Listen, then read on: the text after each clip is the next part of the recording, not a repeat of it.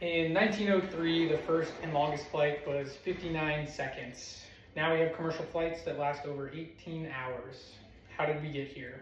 We need to know where we started to have an idea of where we're going. Today, we're going to go over the beginning of airplanes, how airplanes played a role in history, and what the future of airplanes would look like. In his book, Glenn Shaw wrote, "The advent of human flight not only boosted our vision, we gained the ability to see the Earth from above." Back in 1903, the Wright brothers were the first to claim flight in a powered airplane.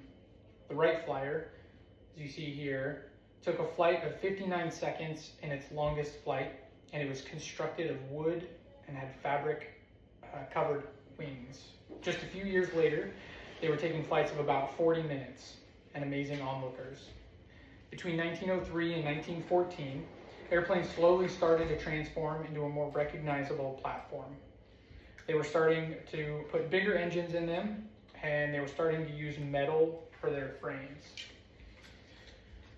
Leishman wrote, "Throughout the 20th century, aviation evolved from rudimentary biplanes to sleek jet aircraft capable of supersonic speeds. Aviation played a pivotal role in World War I and World War II, transforming warfare and expanding global connections." There are thousands of commercial flights that happen daily to all corners of the world. And there's countless flights in general aviation for training and leisure flights just to enjoy the view from above. After World War II, manufacturers like Cessna and Piper and Beechcraft started producing more affordable small aircraft for business and personal use. When you send a letter to a family member in a different state or order something from a different country, how does it get there? Longest legs are done by cargo airplane. Fighting has taken place since the beginning of time. Since the airplane was introduced, fighting has been taken to a whole new level in the sky. At the beginning of World War I, airplanes were starting to be produced by the thousands instead of the hundreds.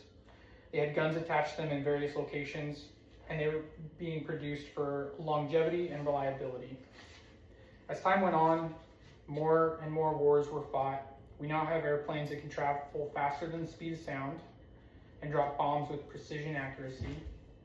There's spy planes like the U-2 that are flirting with the edge of space or our atmosphere that capture photo and videos of enemy territory, and they have to wear a spacesuit to fly in their aircraft. And there's airplanes that hold hundreds of thousands of pounds of fuel to transfer it to other aircraft in the sky so they can fly longer, like the KC-10. Grant wrote, "After 100 years in which flight had changed the world, there were still new frontiers for aviation to explore. We now have aircraft that have autopilot systems that can land the plane without pilot touching the controls in very foggy or low visibility conditions. There's fighter jets that let you see what is below you through your helmet's heads-up display, like the F-35. And there are fully electric airplanes being built that could change the general aviation industry as batteries are getting better, like the Velis Electro." What airplanes will look like in the future is hard to say because of how fast the industry changes. I bet if you asked the Wright brothers what airplanes would look like or what they were capable of in the future, they wouldn't be able to guess what planes look like today. To wrap things up, the airplane is an ever-evolving piece of equipment.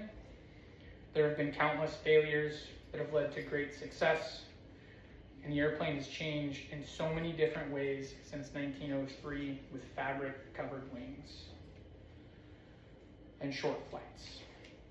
Who knows what the future holds, but bright minds and innovators will continue to push the boundaries and create something new to propel us further and faster.